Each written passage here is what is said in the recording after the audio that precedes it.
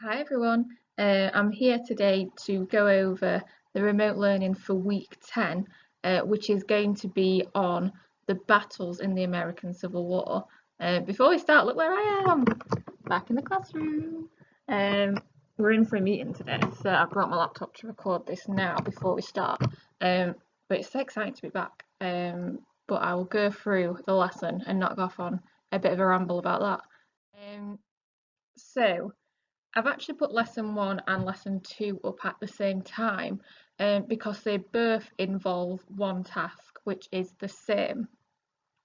The first lesson is going to look at the battles in 1861 and 1862, and the second lesson is going to look at the battles in 1863 and 1864. And what we want you to do for both lessons is just to get to grips with the narrative of these battles. As Alan's videos will emphasise consistently, there are so many battles in the American Civil War and we can't look at them all. It could take 2 years in itself just that looking at battle by battle what happens. So what we've done is picked out key battles. I believe there's roughly 16 across the 5 years. And we are going to look at them in a little bit more detail. So what we want you to do for each battle is to create a flashcard or a series of flashcards that summarise the key information and can be used by you to test yourself. In terms of how you format these flashcards, there's a bit of choice. So you can do it on paper if you've got flashcards at home. I'm happy for you to do them on flashcards directly and to send us a picture of them.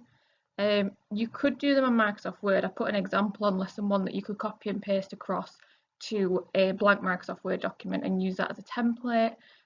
Just be aware of that method.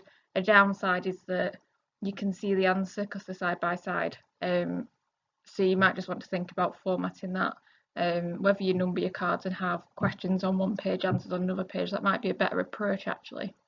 The final one, which I'm really excited about in terms of formatting flashcards, is an app called Anki app. And I've done a completely separate video on how to use this.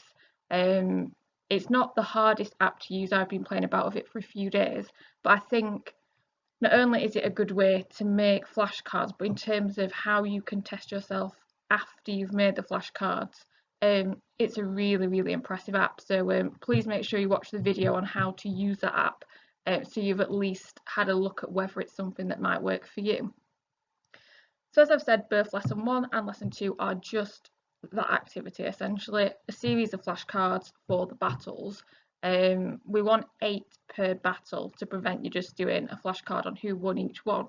So 8 flashcards per battle, and the knowledge organisers and Alan's videos will help indicate which battles those flashcards should cover. Lesson 3 starts the same, so I've left this on purpose. We're going to look at 1865 and the end of the war, so again, this will be a much shorter activity in terms of making flashcards. And then the final bit of this week's work is looking at the concept of turning points and whether in this civil war there was a moment where the course of the war changed and things took a different direction to what was expected, perhaps. There's a slight essay approach to this at the beginning. You're not writing an essay, don't worry. But task 2 is to define a turning point. Really take some time to get to grips with what that means. And task 3 is to make a criteria of what you would expect to see if any battle was a turning point. How would you know that a battle is a turning point? What would have to happen in that battle or after that battle perhaps for there to be a turning point going forward in the war? And then task 4, we've taken 4 battles from across the years and what we are going to ask you to do is discuss whether those 4 battles meet your criteria.